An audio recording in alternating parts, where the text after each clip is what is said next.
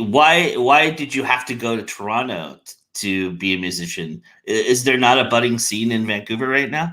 Yeah, there was, but it was predominantly rock, more of a Nickelback or Hmm. Marianas Trench, Headley, Faber Drive, that kind of sound.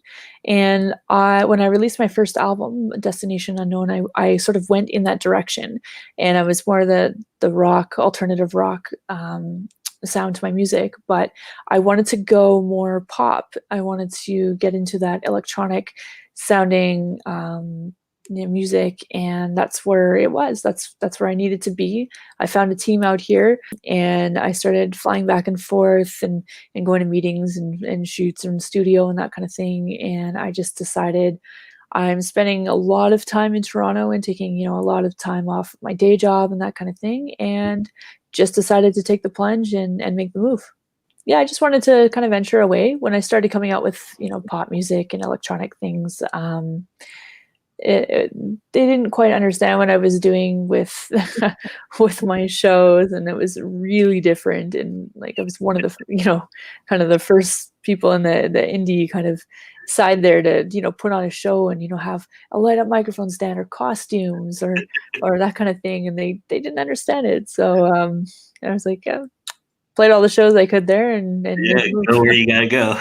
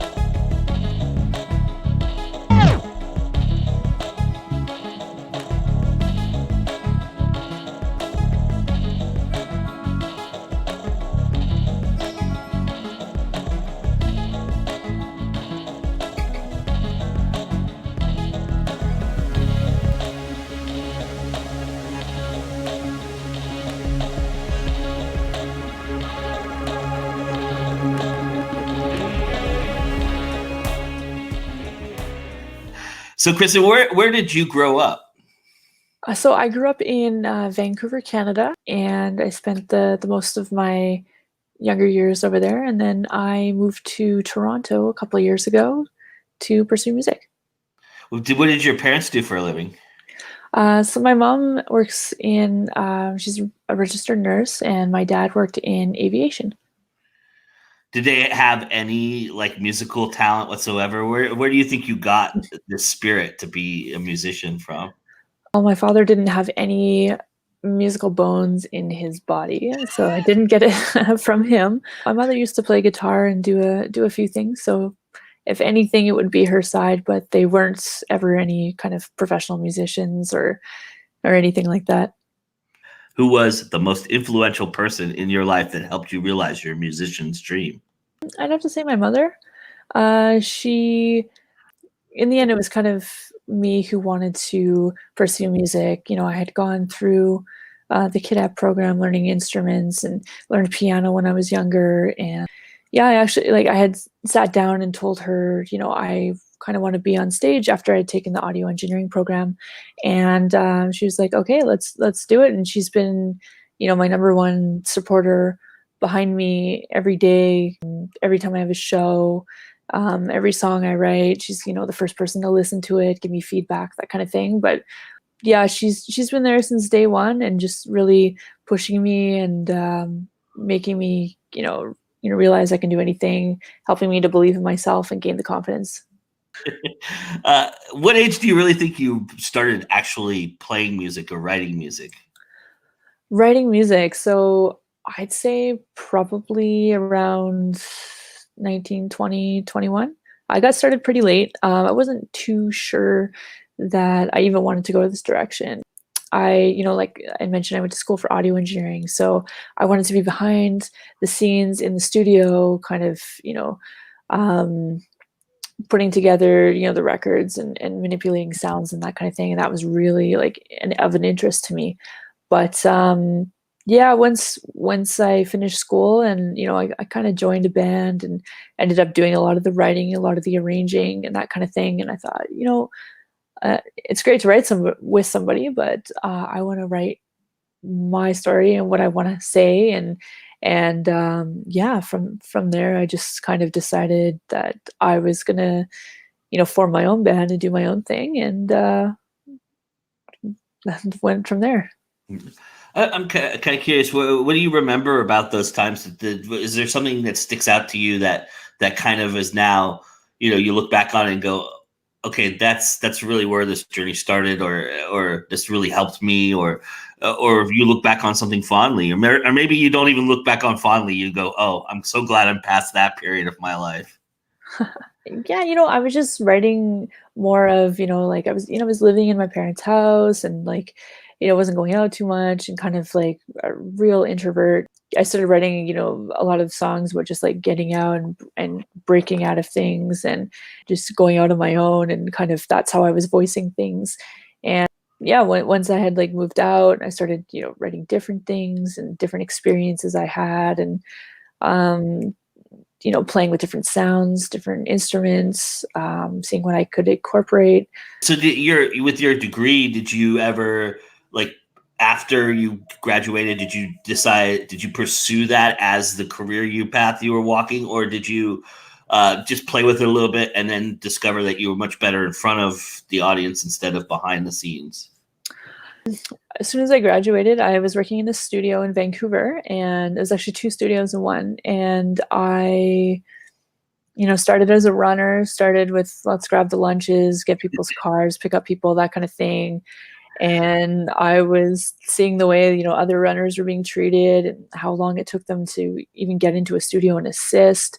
It wasn't really what I wanted to do. I didn't want to wait. I didn't want to just be the lunch person every day. So yeah, I kind of, after that, figured that I would just join a band and see the other aspect of it and get into the studio, be the band recording, but having that knowledge of what the process is for recording and editing and that kind of thing. So I had a better understanding of it. After that, I just kind of decided that I loved performing, and I had done, competitions with the Air Cadet bands I was in, and other competitions, and being on stage with dance and that kind of thing. And the stage is where I really shine, and it shows in my performance, and that's what I love to do. And I'm glad I have the background, all the technical, learning the instruments, the recording aspect, but the stage is where I really, everything lights up, everything comes together. I love seeing the reaction from the fans, having them get up and dance and enjoy my music and that kind of thing. So the stage it's all about the stage to me.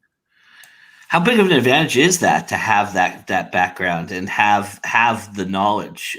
Does that help move the process along for you, or can it be a burden sometimes too? I mean, obviously you want pristine sound. You know what pristine sound sounds like, so you go to these rat hole clubs or dive bars, and then you don't get that sound.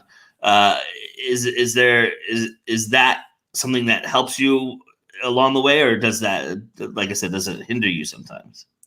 No, it's helped me dramatically. I mean, in the studio, I can come in with, like an 80% um, well done demo and go into the studio with exactly what kind of sound or what kind of rhythms that I'm trying to incorporate into the song. And then it makes the rest of the process really easy because it's usually just myself and a producer. I don't have my full band come in.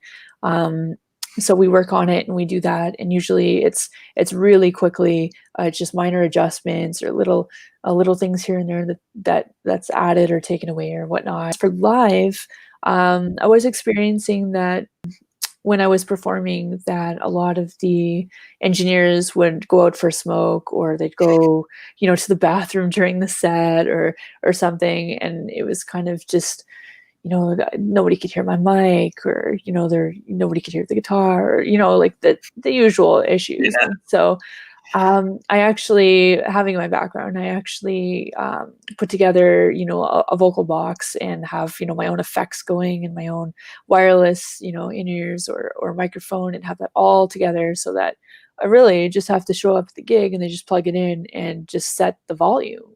And Mm. so there's not a whole lot. I mean, yeah, if I get a more technical, sound guy that wants to put in the extra effort and really fine tune things, that's great. But most of them, they just want to make sure that you can hear the band, you can hear the vocals, and that's it. And I like, a little bit of, effects on my voice and whatnot. So, yeah, it's helped me in the long run for sure. Sure.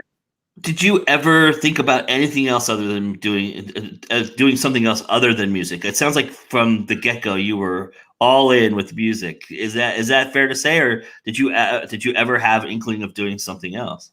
No, actually, when I was growing up, I wanted to be a pilot. Oh, Yeah, cool. it's a little bit different. So, hence, joining the Air Cadet program and that kind of thing. And I was actually taking the test to go for a scholarship for the private pilot's license, and I was taking the test and actually walked out of it, and I decided I'd rather do music over more, technical things such as being a pilot. So. That's gonna be a cool moment in your biopic when they do the movie about you. Right. um, so it's safe to assume though that if you didn't do music, you'd probably be flying right now. Probably, most likely, yeah. I love flying, and I spend a lot of my time flying, whether it's out west to visit, or Europe down south. It really doesn't matter. Last year, I spent I wanted to hit 12 new countries, a new country a month, and so I didn't quite hit every month, but I hit 12 countries, and so it's all just exploring and exploring the new cultures and what they do, and just grabbing inspiration for my new album. So yeah, it was. Was Toronto the turning point for you? Is that when you really decided I'm going to be a serious musician, and it was no looking back at that point, or was it a little bit before then, or a little bit after that even? I'd say it was before then. It Mm. was uh, hmm, yeah, I think really, that point when I told my mother that it was kind of like this is what I wanted to do, right after I had been to school and worked in a studio for a little bit. That's kind of when I decided that I'm gonna do whatever it takes to get up on stage and perform. And I do it pretty much all myself. I don't have, my parents weren't in the industry. I didn't have any friends or any, other family members that were in the industry. It was a new path for me to go on. But Mm. yeah, it's been a hustle, and it's been grinding since day one. My first show, I kind of didn't know really how to get up on stage and play a show or book a show, or who to talk to. And I found one of these battles of the bands, and I joined that and got second place. And that was my first show. My parents had never even seen me sing before, which is crazy. And they saw me there. My friends too. They had never seen me perform like that. So that was really cool. And then after that, I started booking my own shows and finding other bands to play with, and finding producers and finding studios and that kind of thing, and just been grinding. Mhm. You've had some really good luck though, working with some amazing people in the industry. I'm curious, how did those ancillary opportunities come about for you, and how did you and what did you think of that at first? Were you kind of hesitant to do something like that, or were you figured this is an opportunity to learn and go forward with it, or was there something else that you were thinking about when these opportunities presented themselves? So for Lady Gaga, I played two of her VIP after parties, Mm. and so I went and kind of sourced out that opportunity. So I had been to the organizer's events before, and I knew he was putting on one of the Lady Gaga after parties in 2013 for the Born This Way ball, and I reached out to him, through Facebook or Instagram or email, that kind of stuff. And I reached out and really put my case forward and why I should be performing. And I don't even think he was having performers on at that time. Mm. So yeah, I just kind of like all over the show, I'll do this and that. And he's like, so he finally got around to me. He's like, okay, you can do this many songs. This is your time. They have to be upbeat. They have to be this, and all these kind of restrictions. And I'm like, yeah, that's fine. Like, I want to be involved in this it's in part with, Interscope Records and a couple of different sponsors. Like, this is a huge thing. Yeah, sure. And yeah, and they're like, she might even show up, at the end of the night, DJ Lady Starlight's going to be spinning, so be opening for her. So I'm like, yeah, great, like, I'll do it. And so, Lady Gaga didn't end up showing up. I think I was told she was in her mobile studio recording, which is kind of cool. You never know when inspiration strikes. So yeah, it was really cool. I did that. And then in 2017, I was asked to come back and play for her Joanne tour. And so it was another after party, which was great. And so I was the only performer and did that, and it was amazing. Another opportunity, I had opened for Grammy winner Akon, and he was on his Canadian promo tour, and he was doing a Guelph stop. And the team I was working with, actually, just started talking, and he's like, "Yo, I'm really busy. I'm trying to find an opening act for Akon because our act dropped out." And I was like, "Put me on." He's like, "Well, you're more pop electronic, and it's not quite what's gonna suit it." I was like, "Listen, if I need to modify my songs to suit the show, like, put me on. Like, I know the history. Like, Akon was the one who pushed Lady Gaga and got her started, and like then took off from there. I mean, this is huge. Like, this is Akon." And so again, after a lot of hustling to get that, I got that gig, and played that. But it's not like these opportunities just come to me. I go find them, and then I hustle and make sure I get them. So Absolutely. And it sounds like, again, your sound background comes into play because you can adapt your sound almost on a fly, right, to whatever opportunity might present itself. And that must feel pretty good to be able to have that skill set in your back pocket. yeah. I mean, most of my stuff is pretty. It's standard. It's got everything. It's a really tight show. It's really electronic dance. It's the kind of music that you get up and dance, and you're all, yeah. It's have fun, kind of music. I didn't make When I played the show, I didn't make it like R&B or completely different or rap or that kind of thing. But I was like, listen, I can put a rapper in my show. I could, I can make the little adjustments, whatever need to be made, because those are the kind of adjustments I make in my show on a daily basis or whenever I'm performing, because I don't like to play the same show twice.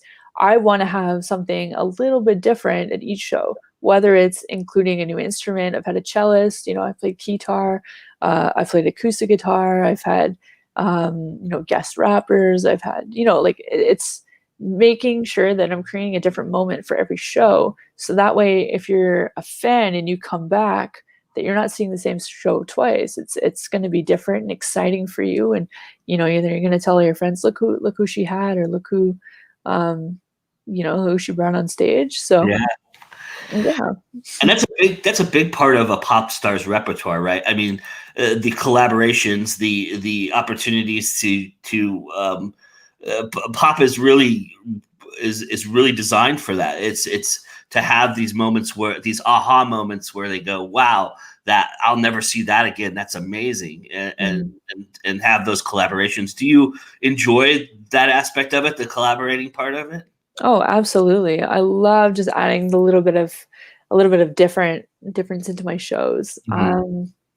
Yeah, whether it's, adding a new cover or slowing something down or just changing and extending a bridge and adding, a guitar solo or something. It's all part of the creative process. And it gives me an opportunity to kind of mold my song a little bit more, change it up a little bit.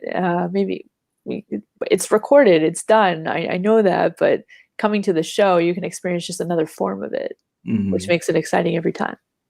Yeah, I mean, even Lady Gaga, she just recently did the Grammys with Metallica. So Yeah. the diversity is key in what you do and who you are. And have you ever gone back to your alt rock roots in a show? Have you done a little bit of alt rock in anything that you've done recently?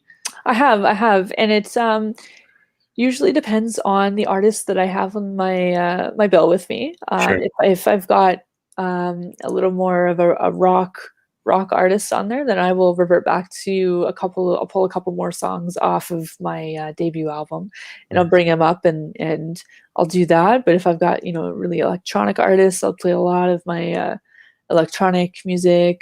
Yeah, but all within the pop realm. But yeah, I'm always, changing up the set list a little bit. So it's always a little bit different. What is it about performing live that you get that gives you nothing else in this world? What do you love about it so much that is so different from anything else? It's just the rush I get while on stage. I mean, there's nothing like it. There's nothing like, pouring your heart and soul into lyrics and music and spending the time recording it and developing these songs. And, that takes hours and days, weeks, months. I don't, it could take a long time.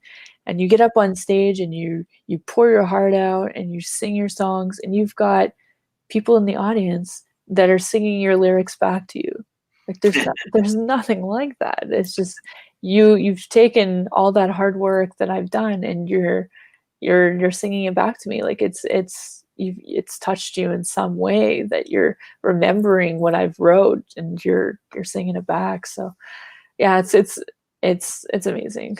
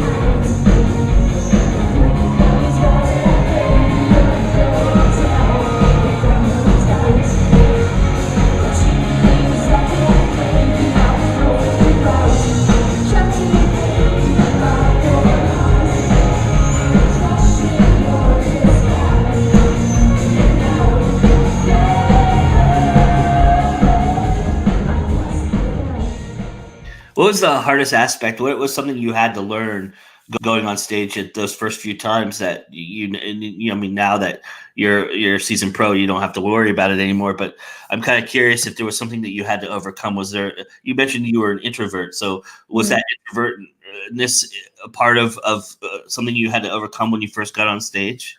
Yeah, no, absolutely. I just had to learn to have more confidence myself and to have fun. I Mm. mean, when I first started, like that first show that I played, the Battle of the Bands, I had a piano and I had my laptop and I had all this kind of stuff, and I was hiding behind it. I was like, I need to play piano every single song, like all the time. I need to like control the tracks, or I need to control like what this is. And I wasn't really having fun. I was like, okay, I have, 3 songs to do, boom, boom, boom, they're off the stage. Now I have fun. Now I get into the audience, and I'm like, you're not dancing, you're not on your feet. Let's go. Come, like I'll take your hand. Come up on stage with me. Like sing a song. Like I want to see you dancing, having fun. And that, like, my confidence is a lot, like, it's shot through the roof now. How much of the performance hinges on your wardrobe, on your look, on your appearance? Do you concentrate on that at all? Is that something you think about when you're putting a performance together, or is it something that you hope is just an afterthought and off to the side so that people can gravitate to the music? I mean, there's got to be a certain pride in that, right? But there's also, you are putting on a performance. Yeah, so the music comes first and foremost. Um, but I do see, I've done a lot of research on my favorite bands and what they do and what kind of show they put on. So I watched, hundreds of Katy Perry shows, and I saw, her band wears, her band at one point was wearing white suits, Hmm. and I was like, that's super effective. And then I took a look at another one of my favorite bands, the Veronicas, and I was like, all right, guitarist is always wearing a striped shirt. The bassist is always wearing his orange pants. It works for them. I need to create something like that. And so, same with Lady Gaga, same with, all my favorite artists. And I was like, yeah, I need my band to be wearing something. So I started off with they were wearing pink bow ties, and then, they were, black with pink bow ties, and then light up ties. Now they're wearing pink light up bow ties, which works really well. And then I've got my costumes that, I've got light up bustiers or light up shoelaces, got a light up microphone stand. It's not over the top. It's very tasteful, and it all works together. But yeah, it makes us, instead of just me, it's a unit. It's a band. We're all in this together doing the music, and it's very effective on stage for sure. Because a lot of these, especially the bigger pop sensations and the bigger shows, I mean, I don't know how big a show you've played or how much you've done, but in terms of one set line, but do you have costume changes within your repertoire, or is that something down the line that you're looking forward to? That's down the line for sure. Right now, my sets are not long enough. It's not a full production of a 2-hour show where I need that. But the show, I like to play like a shorter set, but jam pack it full of just so much energy and so much, like just dance, good vibes, that kind of thing. Make it a really tight set. And by the time I'm off the stage, I mean, they'll want to see me in the next show because it's just so much energy.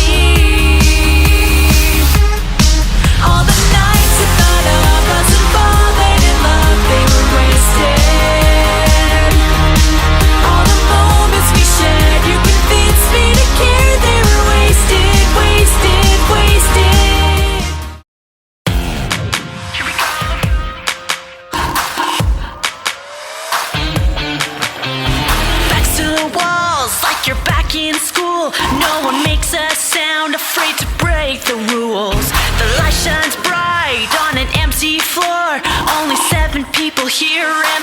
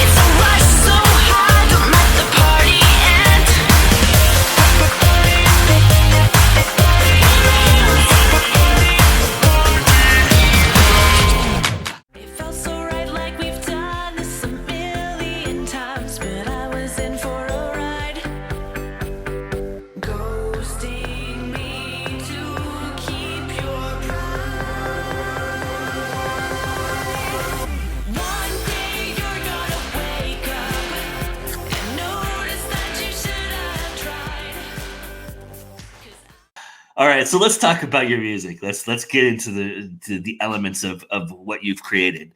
Talk about the first song that you've ever written, and how has it shaped every song that you've written since then? So the first song I ever wrote was called Bustin' Out, and it was on my debut album. It was, a rock song about kind of just breaking free and getting out of there, and people telling me I can't do things, and I'm just gonna prove them wrong and that kind of thing, which clearly I have, which is great. Yeah, and it was all over the place. It took me quite a while to write it because I didn't know, a song formula or the chords I want to use or what was in my range and that kind of thing.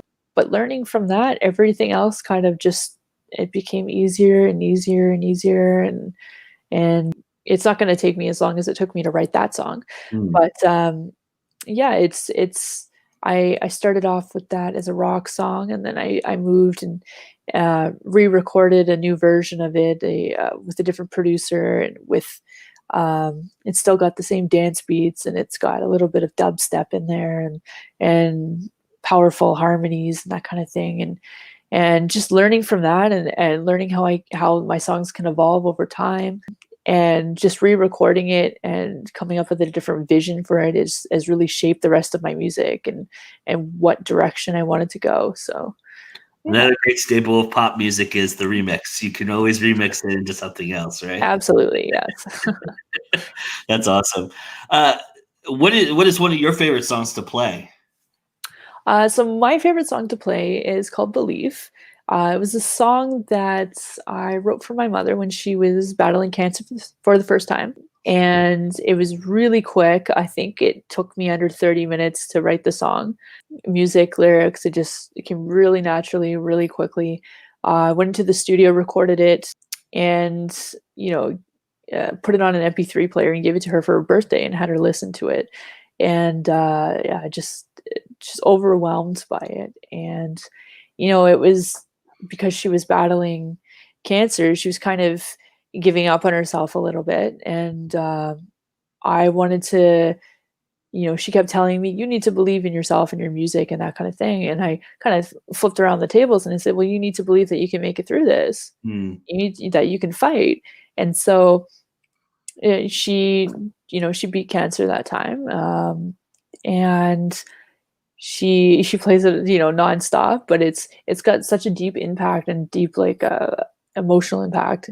So I like to play it at my shows, either the electronic version, an acoustic version, or just myself and an acoustic guitar or a piano. I switch it up. Like I said, I switch up all the time. But yeah, no, it's definitely my favorite song. I also re-recorded an acoustic version of that with a feature on it. And that was I reached out to the Canadian Cancer Society and had them, listen to it and share it around and that kind of thing. Cool. So yeah, it's got a lot of meaning for me. It's definitely one of my favorites.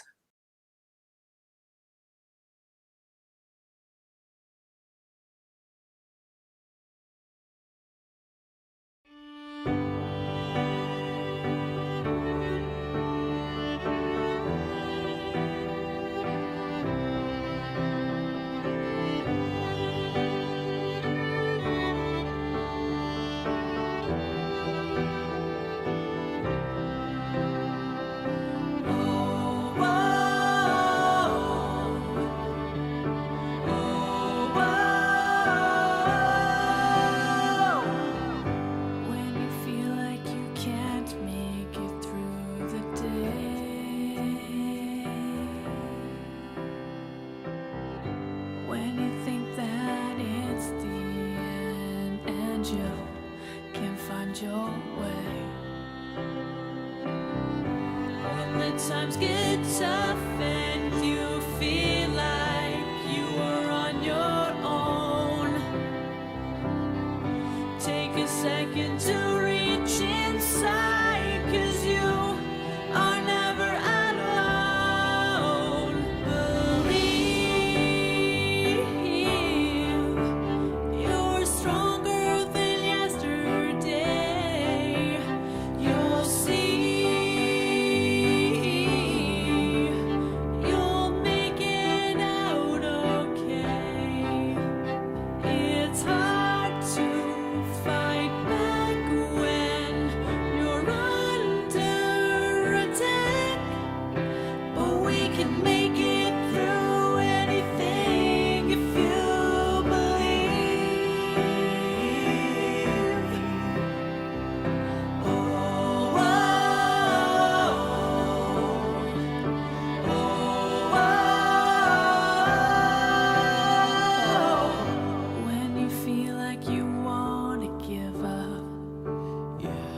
Just look around. You're surrounded by the people you love. You know will never let you down. We'll help you get back up so you can win this fight.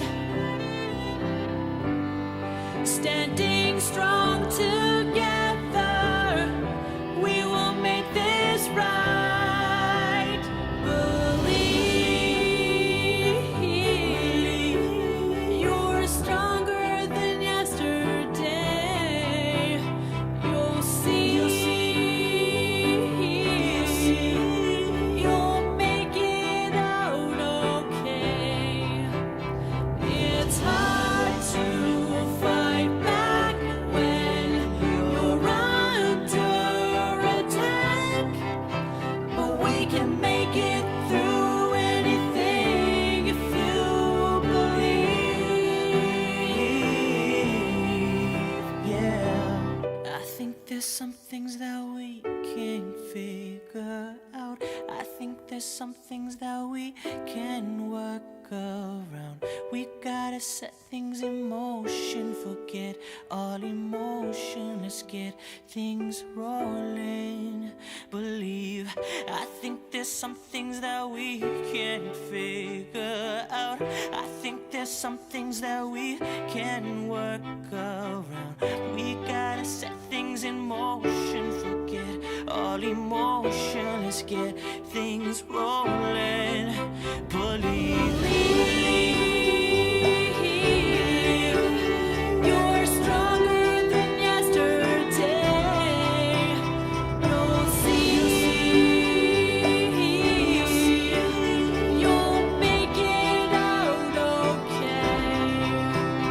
It's hard to fight back when you're under attack, but we can make it through anything if you believe.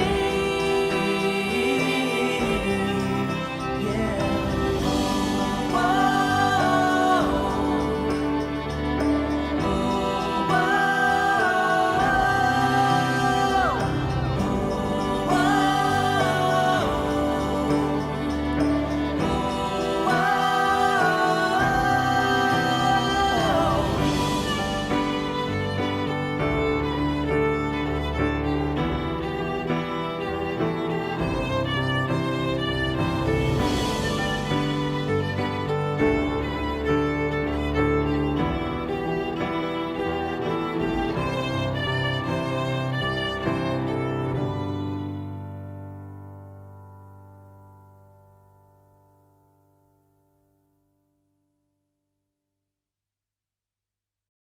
It's interesting because as artists, you're always taught to write what you know or write, what you experience, and I'm wondering, not we evolve from that sometimes, and we don't always do it that way. But I'm wondering, writing the more personal stories and putting more of you into what you're representing in your music, is that tougher?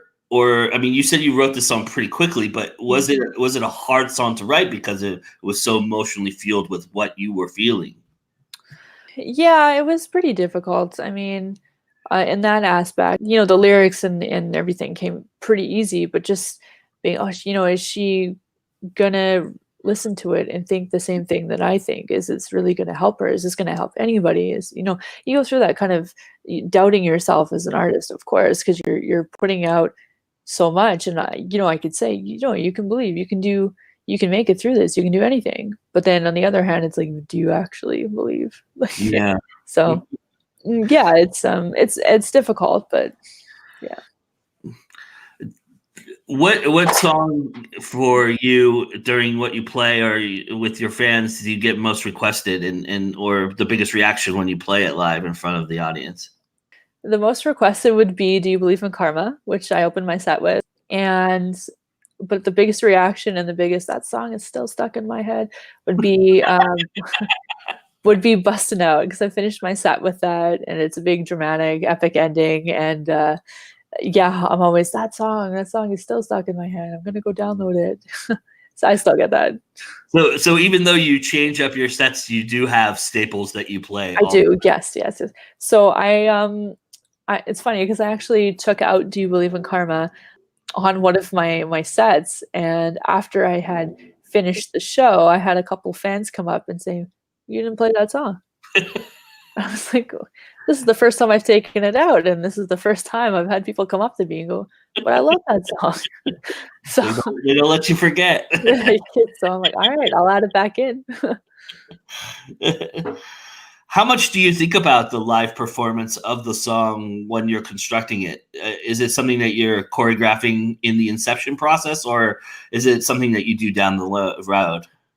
No, I'm always thinking about how am I going to play this live. I know creating, my newer music is it's not a lot of guitar aspect in it, but Mm. when I perform live, like I do have a live guitarist, a bassist, a drummer, that kind of thing. So it's always like, how do I incorporate this? But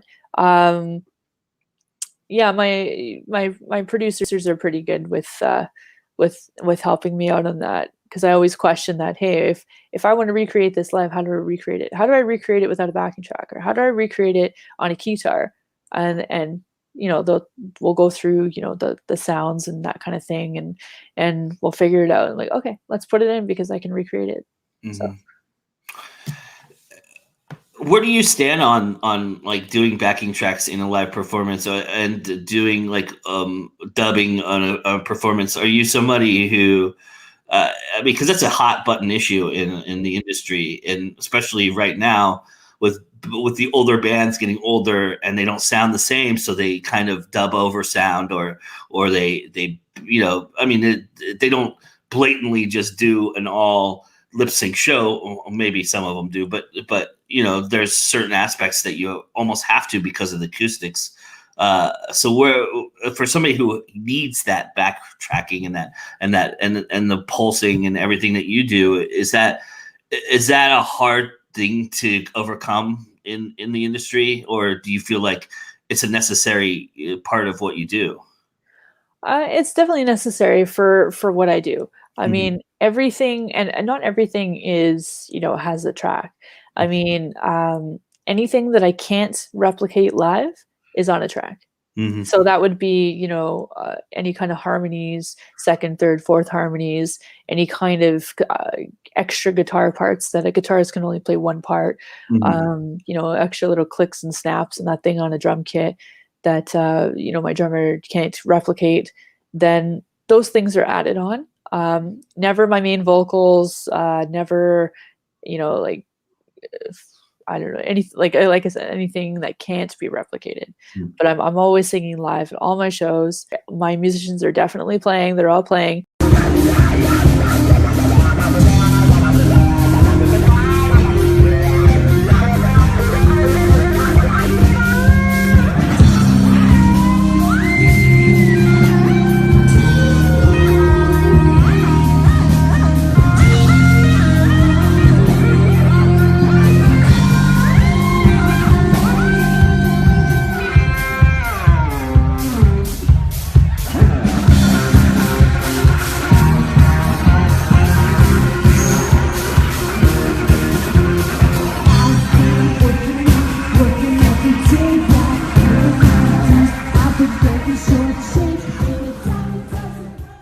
I mean, we could play without backing tracks, but it doesn't have the same punch and effect and everything. So we do use them. As somebody who's trained in that, do you know exactly when somebody's using a track? Can you hear it? I can. Yes, I can. And I know it's a hot button issue, but most of these artists out there, they do use them. Yeah. Whether it's even to uh, even for vocals to help with the punch on a chorus, and they sing over top of it just to give it that extra depth. But every kind of pop artist uses it. How many samples do you go through to find the right beat? Are you somebody who knows the right beat right away and can pinpoint what you're doing, or do you spend a lot of time researching that aspect of it and trying you play with certain ones to see if they work? Yeah, it's funny because sometimes I have this idea in my head of what I want a particular sound to sound like, and then I go and try and find it, and it's never there. So sometimes it's recreating it, or two or three or four different sounds trying to make this one sound. Or usually my producer's got a pretty big bank of different sounds and that kind of thing, and he'll be like, "What about this one?" Or like, "What about that?" Or I'll listen to a song and be like, I like that sound. How can we put that in here? And he'll try and go through, and sometimes he can find it, sometimes he can't.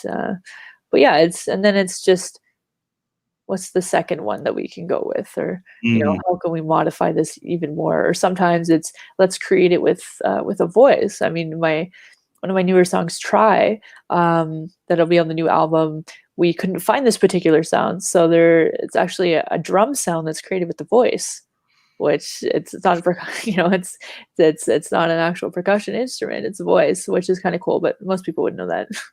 That's interesting.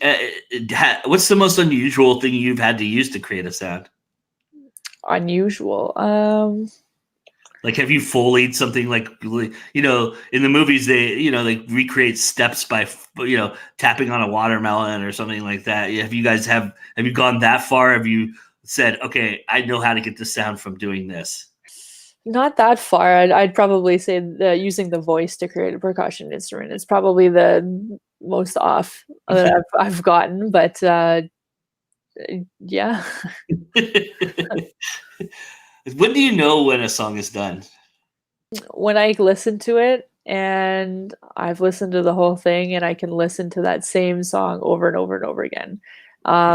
That's one. And the second is when I send it off to my mother and get the seal of approval. Nice. That's awesome. Do you always feel like it's never done though? Some songs. Yeah. Some songs that I write, I feel like it's always got a different, I can always change it. And then I end up doing, 5 or 6 different versions of the same song and still not like it. I've even released songs and decided that's not exactly what I want to do, and re-recorded it and not liked it. So it's all part of, being an artist. You can like them, you can always remix it, like you mentioned. Is there songs that you've recorded and you've tried to play them that way live, but then you found a different way to play them and it works better live? Yeah. So my new single, Party Heroes, I played it live, with the backing track and everything, and it just kind of sounded really empty. And so, for another show, we stripped it down, and which sounded really good. And so, yeah, so I might do that for the next show. I might add the backing track. It's, if I can find a way to kind of beef it up a little bit, but Nice. yeah, I'm all about just changing up things. You're not afraid of that? No.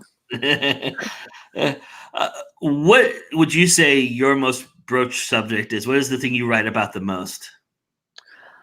Just kind of self-confidence and believing in yourself. I think it's something that I've been struggling with for a long time, and or was struggling with for a long time, and I'm always writing and trying to help other people get through and believe in themselves and believe they can do anything. And yeah. I always like to ask this question because it's so funny, because it's almost totally ironic. But do you listen to music when you're writing music, or do you keep yourself completely silent and try and just stay in your own headspace? See, for me, usually inspiration hits at just odd times. So Yeah. I could be in the middle of the night, I'll pull up a voice memo. Here's a lyric or melody, or I have tons of notes that are just like random little blurbs of different lyrics that I like, or different things, and it strikes whenever, wherever. I mean, last night I was attending a show here in Toronto, and I heard an artist play, and I thought, yes, I just thought of couple of lyrics and was writing them on my phone, not trying to be rude and listening, but just writing it all down and that kind of thing.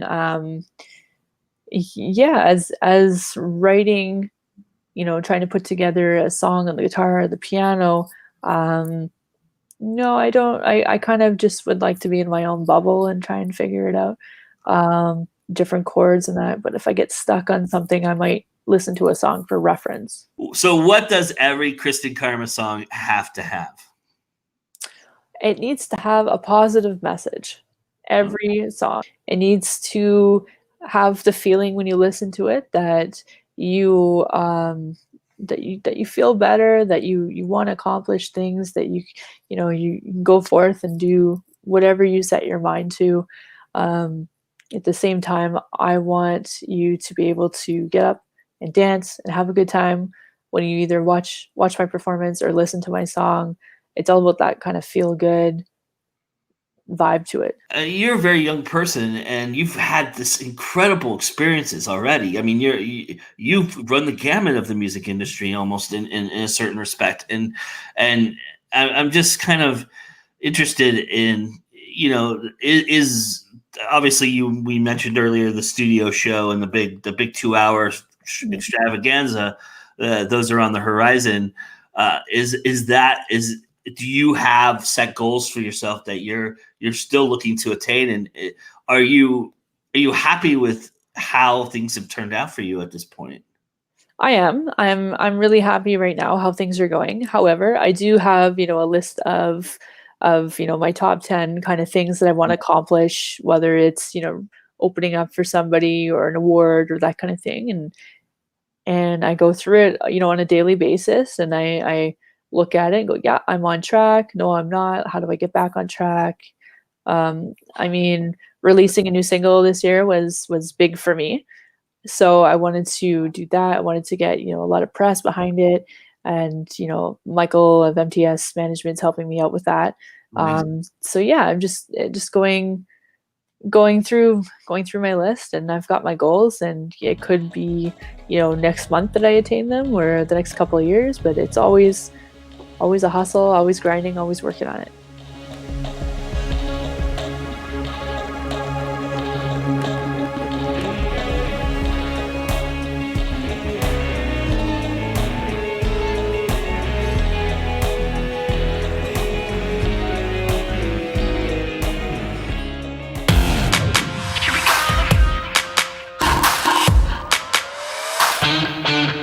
Now the bass is pumping all over the floor. Got you moving and a grooving and I wanted more. We're all here, the party ain't gonna end. Fill it up, raise your cup, we set the hottest trends. Time to get dirty, get a little party. Gotta give you what you need.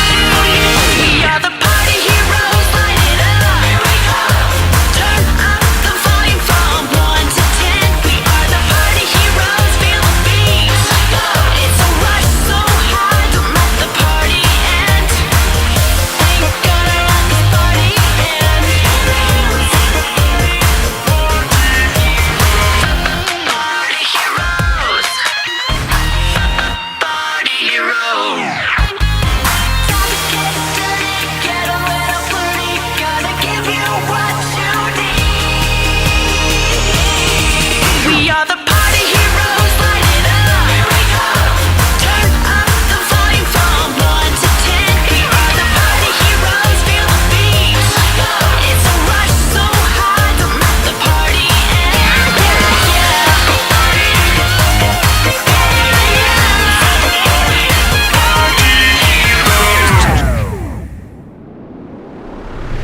I know you just released a single.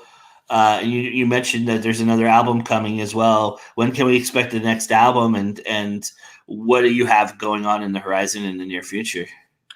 So right now I'm currently in the studio, and I'm recording and going through all that. And um, I've got a few more songs before the album's done, and I'm obviously going to pick the best ones that for the album. But I'm looking at the end of the year, early next year for the album release. Nice. Yeah, but it's in the works. It's a bit of a slow process, but I'm more of a quality over quantity person. So